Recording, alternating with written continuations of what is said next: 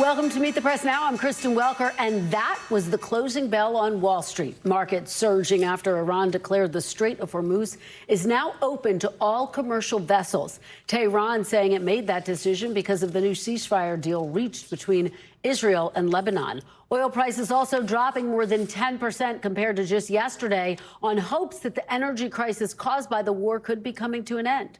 President Trump celebrating the news in a post on social media this morning, but saying the U.S. naval blockade of Iran's ports will remain in full effect until the U.S. and Iran reach a final peace deal. A senior Iranian official telling state TV that naval vessels are still prohibited from passing through the Strait of Hormuz and insisting non-military vessels could only pass through routes designated by Iran. Yesterday, even before this new announcement by Tehran, President Trump expressing optimism that the war will be ending soon and downplaying the spike in oil and gas prices as, quote, fake inflation. The war in Iran is going along swimmingly. We can do whatever we want. And it should be ending pretty soon. It was perfect. I mean, it's perfect. We had to do a little journey down to Iran, and I didn't want to do that, but we had to because we can't let them have a nuclear weapon. Can't let them have a nuclear weapon. Now, remember, the ceasefire agreement between the U.S. and Iran is set to expire in just 4 days, with major questions about whether the two sides will be able to reach a final deal in time, particularly when it comes to Iran's enriched uranium stockpile. According to a report in Axios citing officials briefed on the talks, one possibility under consideration is the release of $20 billion in Iranian frozen assets in return for Iran giving up its stockpile.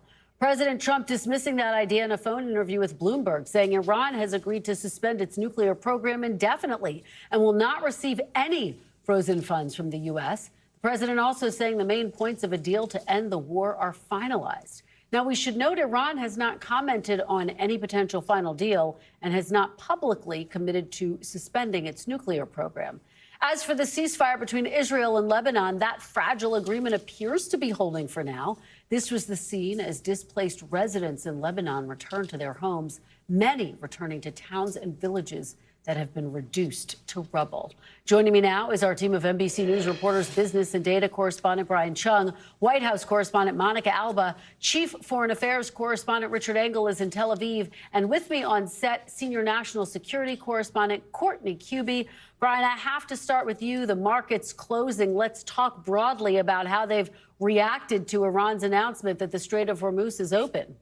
Yeah, Kristen, they reacted enormously positively. It's a rally on Wall Street, a new record high for both the S&P 500 and also the NASDAQ. We were just pointing out that the markets have been doing very well, but I think the bigger story here is also oil markets, which dropped. Now, I should point out that this means year to date, the stock market is now positive on the S&P 500, something like over 4% positive for 2026. It is wild to think that just a few weeks ago, that same indicator was down about 7%, 8% on the year, depending on what you were looking at. So this has been very much a story of volatility, Kristen. You could interpret the investor reaction to this however you want, but these big ups and big down days do continue to be the story as we get this news that the Strait of Hormuz is now open.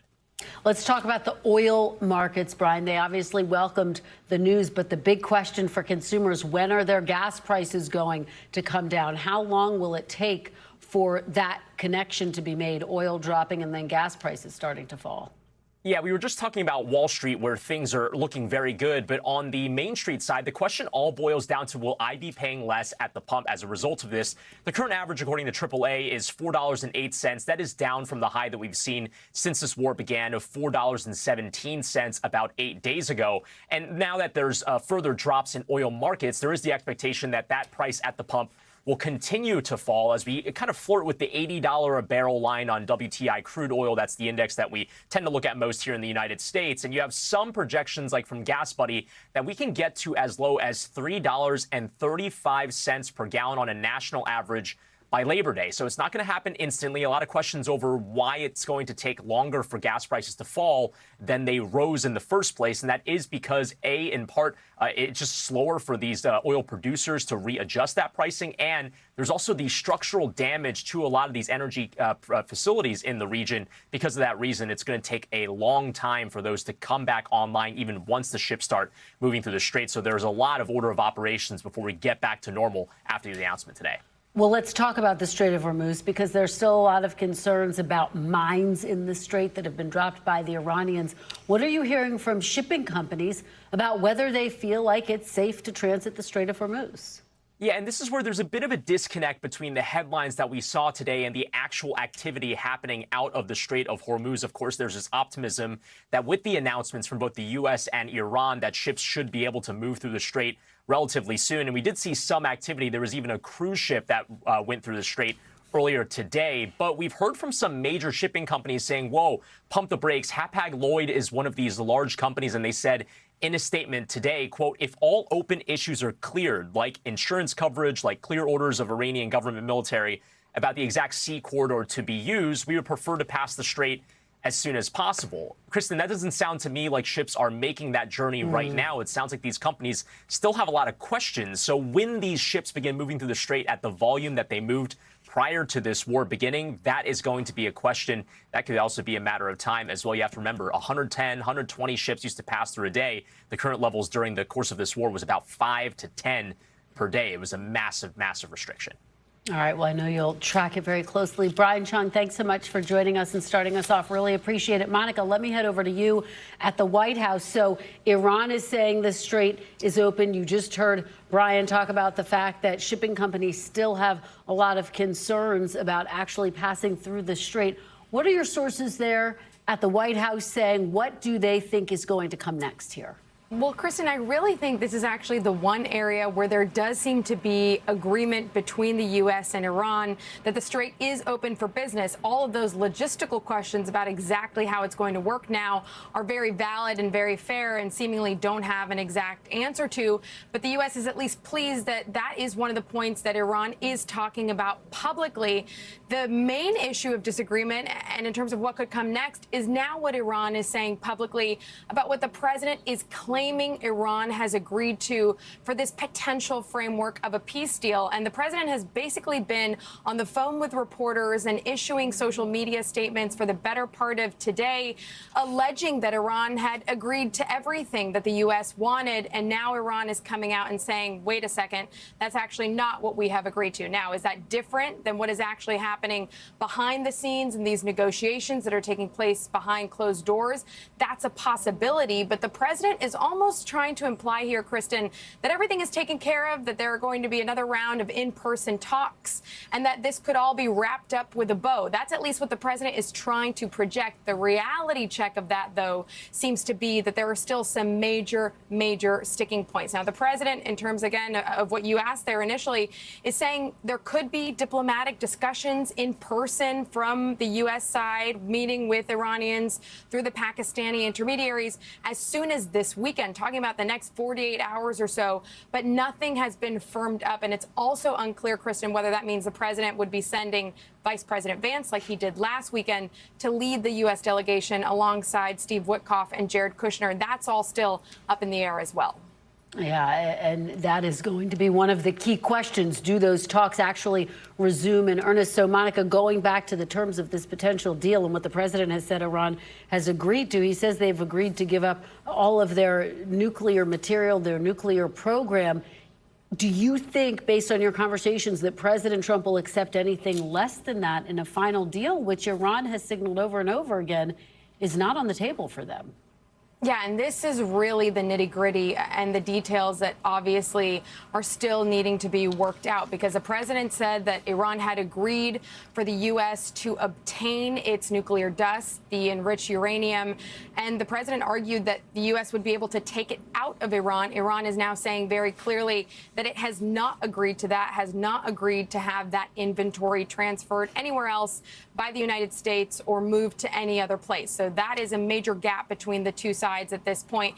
But the president has also been talking to reporters of various media outlets and implying that Iran has also agreed essentially to suspend its nuclear program forever and not to continue enriching uranium. Initially, there had been some discussion about whether the U.S. had asked for a 20-year point. The Iranians had maybe said we would only do that for 5 years. There was some disagreement between both sides of what it really came down to. The president, again, now claiming they have basically said they will give it up forever. The Iranians have agreed to no such thing publicly. Kristen.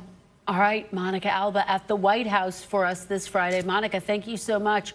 Richard, let's turn to you in Tel Aviv. Iran saying it did reopen the Strait of Hormuz because of the ceasefire that's in place between Israel and Lebanon. Give us the reality check here. Is the ceasefire holding, and what are officials there telling you?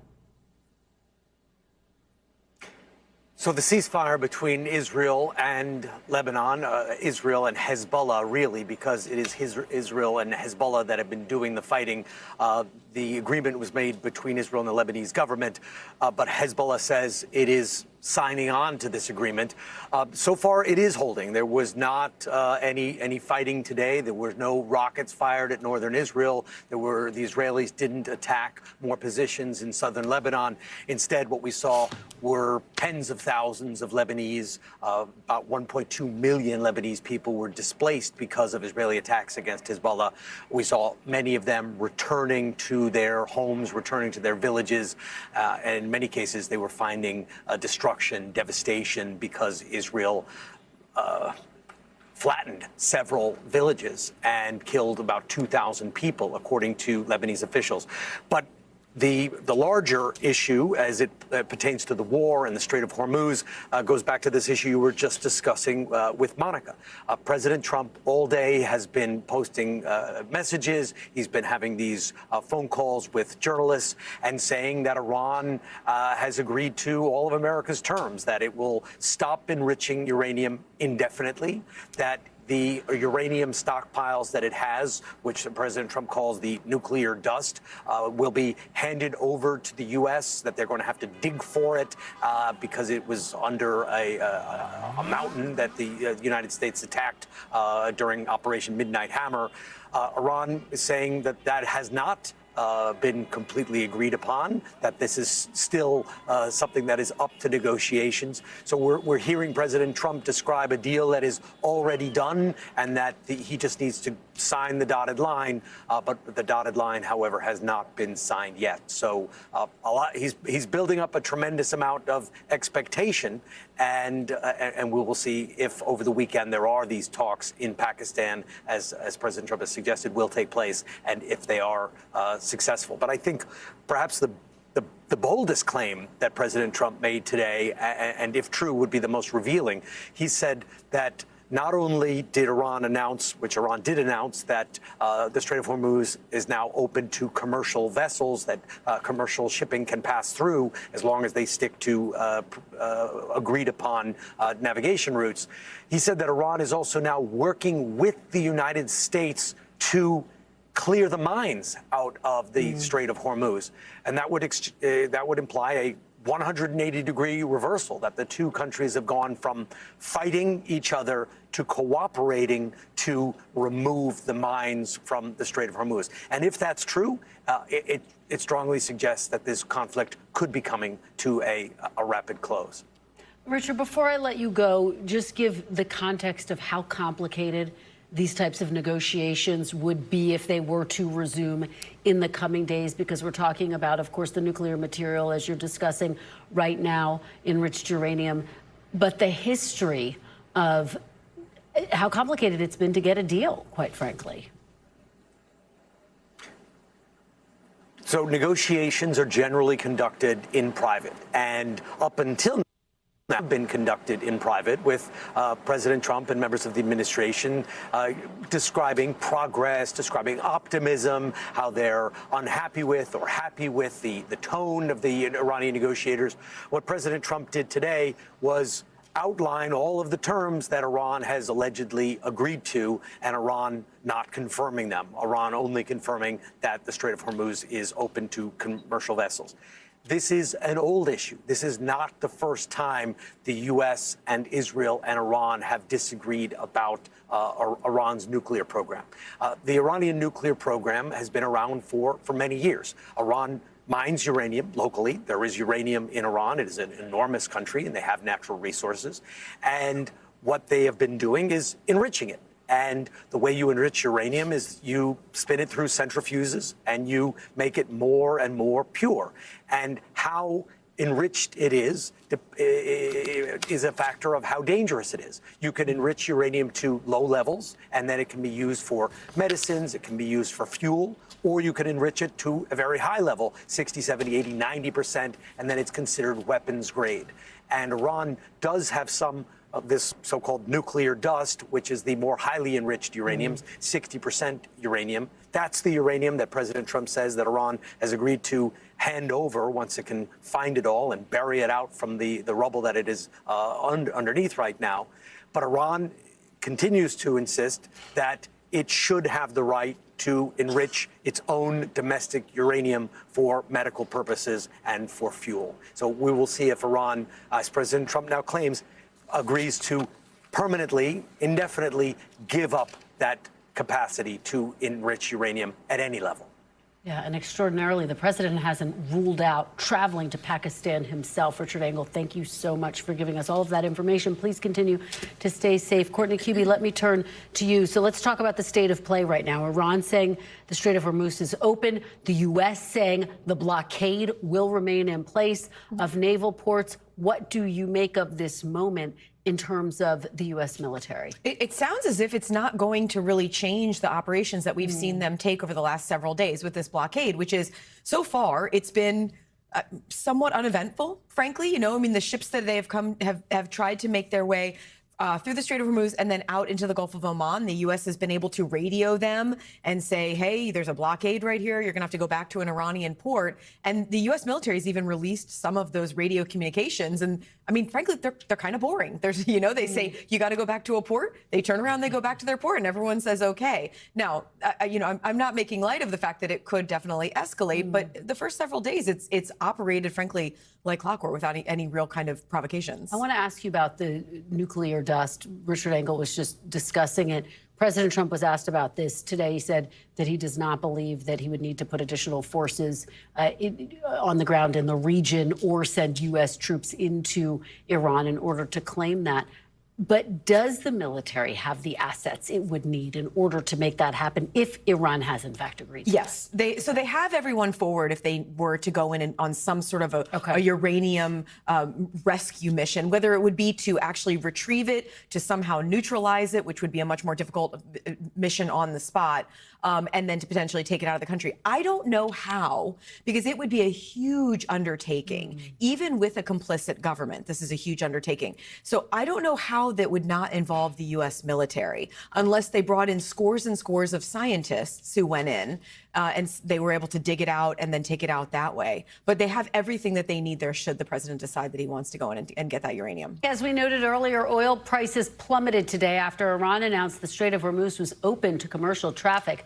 Overall, oil prices have been on a roller coaster during the war. They're now at the lowest level since March 10th, but that's still about 20% higher than they were at the start of the conflict. Joining me now is John Kilduff, energy industry analyst and founding partner of Again Capital. Thank you so much for joining us. Really appreciate it. Thank you, Kristen. Good to be with you.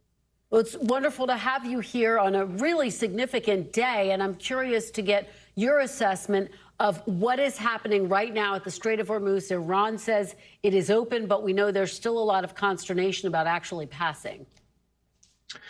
Yes, and there's sort of a lack of clarity. You know, certainly I think the theme of your reporting so far on the program today has been questions or again, a lack of clarity about what the details are here. But the oil market certainly rushed to price in a seeming end to the war and a reopening of the Strait of Hormuz. However, we're not seeing very much in the way of ship traffic going in either direction, but they are certainly mustering the ability to exit and re-enter the strait. The important thing for folks to key on here is not just all those ships to the left on your screen, but also that we see ships going in and we get the two-way traffic going, which will then signal to the market definitively that there is now operational maritime traffic taking empty vessels in to get crude oil and refined product to be picked up and taken out. Right now, though, we are not seeing that yet. But given the statements, and particularly the statements from Iran, even though there are some conditions there with regard to having to cooperate with the IRGC, the Revolutionary Guard, to go through, the market's jumping all over this and taking it for what it's worth, at least on its face, Kristen, and pricing in a great discount from what the fears were literally just hours ago. What assurances do you think shippers will need in order to get more of their tankers through the Strait, John? They're going to need assurances, particularly from the IRGC, who seems to be the spokesperson and the unit in charge of all this, that they can pass unmolested. But also, too, there have been reporting here today about joint operation potentially to clear the Strait of mines that allegedly had been placed in the waters. Hard to determine where those mines are, how many there are. We're going to need the Iranians to come clean on that. But if they do, that would be a major step forward. And I could see oil prices taking another leg lower if it's demonstrated that the Iranians are committed to and are actively helping the U.S. or working with the U.S. to sweep the Strait of those mines. You get those two things, you'll see that traffic pick up. The big thing and why the oil prices fell so much today is because there is a burst of supply waiting to hit the market from the liberation of all those vessels you see on the left side of your screen. They are laden with fuel, laden with crude oil and other key commodities that will help to keep the price low and heading in the trajectory that all consumers want, which is down. Well, you bring me to my next question, because as you know, if you're a consumer, what you want to see is those gas prices get lower, get to the pre-war levels. Is that realistic? And what would the timeline look like for that? Pre-war levels are going to be a tough nut to crack. That could take up to at least through the end of the year. I think right now in trading today, we saw gasoline prices on the commodity exchange drop upwards of 20 cents a gallon.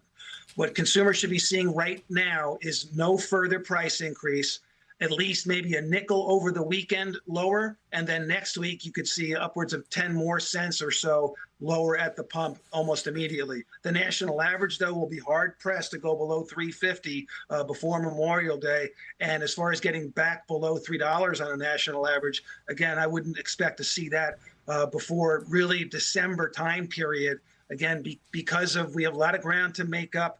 We have a lot of fuel that needs to be gotten to Europe and Asia in particular. And there's going to be worries here, legitimate ones, about whether or not this peace agreement is what it's advertised to be right now, and whether or not the Strait remains open. The Iranians, unfortunately, for all of us here in this, have found a leverage point. And that leverage point is the Strait of Hormuz. And we're now seeing just how big a leverage point that is, at least as it relates to the oil market, Kristen. We fell over $10 a barrel today, 10% plus move. That's huge, particularly for this big market of ours in the petroleum complex. So that's going to be a key factor going forward. And just very quickly, John, do you think the supply shocks could linger as well? Absolutely. We need this Strait open. We need those vessels to get out of there and get that product to Asia, to Europe as soon as possible. Or we're going to be back to higher, not lower prices. All right, John Kilduff, thank you so very much for joining us and for all of your insights today. We really appreciate it. We thank you for watching. And remember, stay updated on breaking news and top stories on the NBC News app or watch live on our YouTube channel.